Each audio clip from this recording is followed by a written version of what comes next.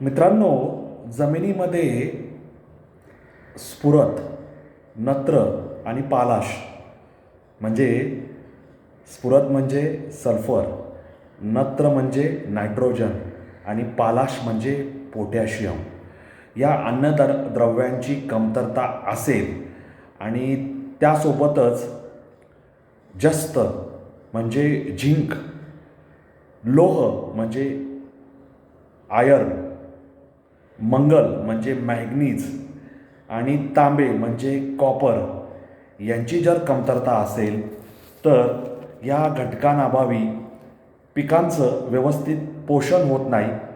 पिकांची उत्पादकता, गुणवत्ता, कीड रोग प्रतिकार क्षमता आणि वातावरणातील बदलांना सहन करण्याची ताकद कमी होते. जमिनीचं आरोग्य व्यवस्थित राहून पिकांची संतुलित वाढ, संतुलित पोषण होत नाही.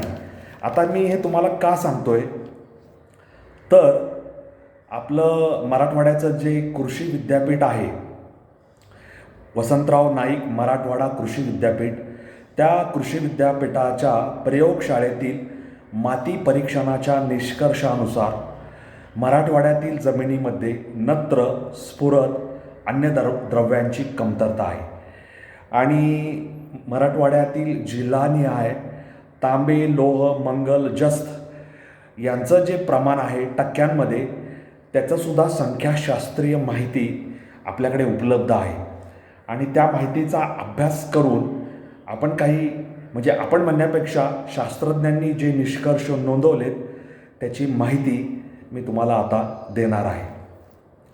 मित्रांनो, मराठवाड्याचं जे वसंतराव नाईक मराठवाडा कृषी विद्यापीठ आहे, त्या विद्यापीठातील मृदा विज्ञान म्हणजे सॉईल सायन्स आणि कृषी रसायनशास्त्र विभाग प्रमुख डॉक्टर हरिहर कौसडीकर यांनी या संदर्भात जो अभ्यास केला म्हणजे मराठवाड्यातील 8,000 माती नमुन्यांचे परीक्षण केले, तेव्हा त्यांच्या असं लक्षात आलं की ह्याचा जो सुपीकता निर्देशांक आहे त्यानुसार जमिनीमध्ये नत्र व स्फुरद म्हणजे नायट्रोजन आणि सल्फर या अन्नद्रव्यांची कमतरता आहे आणि मराठवाडा विभागातील 82% जमिनी या अल्कधर्मी असून त्याचा pH म्हणजे मराठीत त्याला सामू म्हणतात, तो 7.5 पेक्षा जास्त आहे आणि मराठवाड्यातील जमिनीमध्ये सूक्ष्म अन्नद्रव्यांची देखील कमतरता आहे.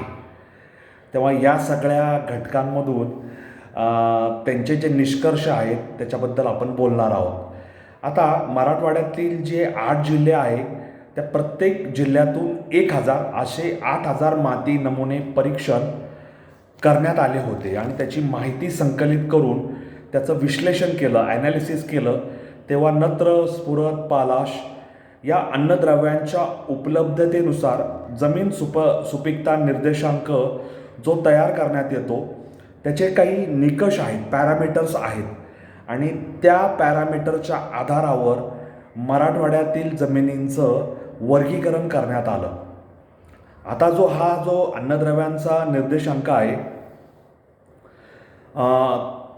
तो 1.67 पेक्षा कमी असा जर असेल तर त्या जमिनी अन्नद्रव्य विरहित आहे असं समजायला हरकत नाही आणि या अन्नद्रव्यांचं प्रमाण मध्यम कधी समजायचं तर जमीन सुपीकता निर्देशांक हा 1.67 ते 2.33 यामध्ये असेल तर 2.33 पेक्षा जास्त असेल जमीन सुपीकता निर्देशांक तर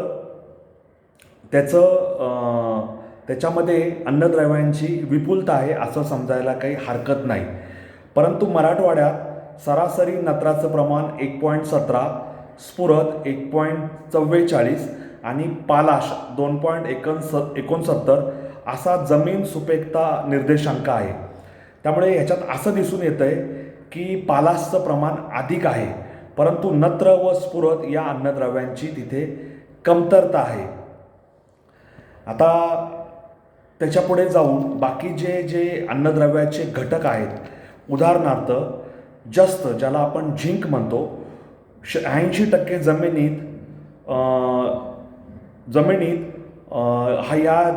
झिंकचं प्रमाण समाधानकारक नाही असा निष्कर्ष नोंदवण्यात आला आहे. म्हणजे जस्ताची 86% जमिनीत, लोह आयर्नची 42% जमिनीत, मंगल मॅंगनीजची 12% जमिनीत, तांबे कॉपर 15% जमिनीत कमतरता आहे असा या 8,000 माती परीक्षणाचा निष्कर्ष आहे. आणि 52% जमिनीत सेंद्रिय कर्बाचे प्रमाण फक्त 0.4% एवढेच आहे. आता या सगळ्यांचा अभ्यास केल्यावर एक गोष्ट अशी लक्षात येते की आता पूर्वीपेक्षा शेतकऱ्याकडे पशुधनाची कमतरता आहे. म्हणजे गाय असेल, म्हैस असेल, शेळ्या असतील, मेंढ्या असतील, कोंबड्या असतील, या सगळ्यांचं प्रमाण दिवसेंदिवस कमी होत जात असल्यामुळे आणि शेतीमध्ये राबणारं मनुष्यबळ दिवसेंदिवस कमी होत जात असल्यामुळे, शेतीमध्ये फारसा कुणाला रस नसल्यामुळे शेतीसाठी लागणारं पाणी, खते, कीटकनाशके हे सगळ्यांची उपलब्धता कमी होत जात असल्यामुळे, महागाई वाढत असल्यामुळे आणि दुसरं महत्त्वाचं की शेतीतून मिळणारं उत्पन्न किंवा शेतीतील जे उत्पादन आहे त्याला दर नसल्यामुळे शेतीतून मिळकत कमी झालेली आहे आणि या सगळ्यांचा परिणाम शेती कसण्यावर होत आहे. आता मी सांगितलं की पशुधन कमी होत आहे, त्यामुळे शेणखत उपलब्ध होत नाही. शेतकऱ्यांमध्ये जमिनीत वर्षानुवर्ष एक पीक घेण्याची पद्धत आहे, त्यामुळे एकाच थरातून अन्नद्रव्यांचा उपसा झालेला आहे. पीक जे आहे त्याचं फेरपालट म्हणजे अधूनमधून पिकं बदलत राहणे ते सुद्धा नाही. मूग, उडीद या कडधान्यांच्या लागवडीतील घट यामुळे मातीतील अन्नद्रव्यांची कमतरता आढळून येत नाही असा निष्कर्ष नोंदवण्यात आला आहे. साखर कारखाने वाढत आहेत, ऊसाखालील क्षेत्र दिवसेंदिवस वाढत चाललं आहे. ऊसाला पाण्याचा जबरदस्त पाणी उपसा होऊन ते ऊसाला देण्याचं प्रमाण वाढलेलं आहे. त्यामुळे माती आणि पाणी यांचं संतुलन बिघडलेलं आहे. ऊसाला पाणी द्या, बरंचसं पाणी बाष्पीभवनाद्वारे उडून जात आहे, बरंचसं पाणी ऊसापर्यंत पोहोचतं पण बाकीचं पाणी निघून जातं आणि जमिनी या कसदार व्हायच्याऐवजी त्याच्यातला कस निघून गेलेला आहे. आणि मराठवाड्यातील जमिनींमधील जे माती आहे त्याचं तपासणी केल्या असता शेतकऱ्यांमध्ये खतांच्या मात्रा देण्याबाबत एक प्रकारची उदासीनता दिसून आलेली आहे. तसेच शेतातील जे पिकांचे अवशेष आहेत ते जाळून टाकण्यात येतात, त्यामुळे वरचा मातीचा थर जळून जातो. तिथली जी सुपीकता आहे किंवा अन्नद्रव्य उपलब्ध आहेत ते सुद्धा जळून जातात आणि त्यामुळे अन्नद्रव्यांची कमतरता या मराठवाड्यातील मातीमध्ये निर्माण झालेली आहे असं या अभ्यासाचा निष्कर्ष आहे. आणि आपल्याला माहिती आहे की निरोगी शहरांसाठी निरोगी मातीची गरज आहे. तथापि शहरातील हवा, पाणी, माती प्रदूषण वाढलं आहे. निरोगी शहरांसाठी निरोगी माती आणायची कुठून? आता आपल्याला काही घटकांची कमतरता पडली तर आपण ते दुसरीकडून आयात करू शकतो, मागवू शकतो, परंतु माती मागवायची कुठून? आता झाडं कमी होत चाललेली आहे, वृक्ष लागवड होण्यापेक्षा वृक्षांची कत्तल केली जात आहे आणि हिरवळींचं प्रमाणसुद्धा घटत चाललेलं आहे. कृषी क्षेत्रामध्ये जलसंधारण, मृदसंधारण यामध्ये आर्टिफिशियल इंटेलिजन्स आता आणण्याची गरज आहे असं डॉक्टर हरिहर कौसडीकर जे वसंतराव नाईक मराठवाडा कृषी विद्यापीठातील मृदा विज्ञान व कृषी रसायनशास्त्र विभाग प्रमुख आहे, त्यांच्या मार्गदर्शनाखाली, त्यांच्या नेतृत्वाखालीच मराठवाड्यातील जमिनींचा अभ्यास करण्यात येऊन 8,000 माती नमुन्यांचे परीक्षण करून, विश्लेषण करून हा सगळा अहवाल तयार करण्यात आलेला आहे.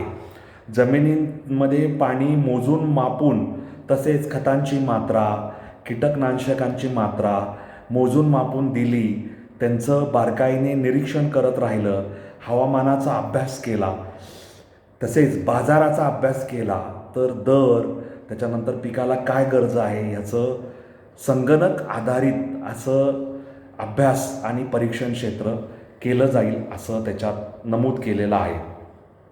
सुपीकता वाढवण्यासाठी शेतकऱ्यांनी सेंद्रिय घटक, भूसुधारक असे जिप्सम, तेलबियांची पेंड ह्याचा वापर करायला हवा. कृषी उद्योगातील उपपदार्थ म्हणजे बायोगॅस स्लरी असेल, प्रेसमड असेल, हिरवळींचा व जैविक खतांचा वापर वाढवणे गरजेचे आहे. रासायनिक खतांचा वापर हा किमान करायला हवा, असं या अभ्यासाचा निष्कर्ष आहे. छत्रपती संभाजीनगर, जालना, परभणी, हिंगोली, नांदेड, लातूर, धाराशिव, बीड या मराठवाड्यातील जमिनींचं आरोग्य सुधारायला हवं. त्याच्यासाठी तांबे, कॉपर, लोह, आयर, मंगल, मॅंगनीज, जस्त, झिंक आणि यासोबतच नत्र, स्फुरद, पालाश, नायट्रोजन, सल्फर आणि पोटॅशियम या घटकांची संतुलित मात्रा असायला हवी. आणि त्यासाठी नैसर्गिक सेंद्रिय घटकांचाच पुनर्वापर करून जमिनीकडून जमिनीकडे म्हणजे झिरो वेस्ट असं धोरण अवलंबणे ही काळाची गरज आहे, असं या अभ्यासाचं सार आहे. आणि असंच माझंही म्हणणं आहे, असं मला या निमित्ताने तुम्हाला सांगायचं आहे. या नोटवर मी तुम्हा सर्वांची रजा घेतो. तुम्हाला या अभ्यासाचे निष्कर्ष आणि माझ्या मांडणीबद्दल काय वाटतं ते कॉमेंट बॉक्समध्ये लिहून मला जरूर कळवा. असेच वेगळ्या वाटेवरचे व्हिडिओ पाहण्यासाठी, ऐकण्यासाठी माझे रील फॉलो करा, माझा यूट्यूब चॅनल सबस्क्राईब करा आणि मला माझ्याशी जोडलेले राहा. माझ्या चॅनलचं नाव अनवट वाट आहे. या वाटेवरचे प्रवासी व्हा, साथीदार व्हा, वाटसरू व्हा, असं मला तुम्हाला सांगायचं आहे. धन्यवाद. जय हिंद, जय महाराष्ट्र, वंदे मातरम, जय श्रीराम, जय जगन्नाथ, जय सनातन. धन्यवाद.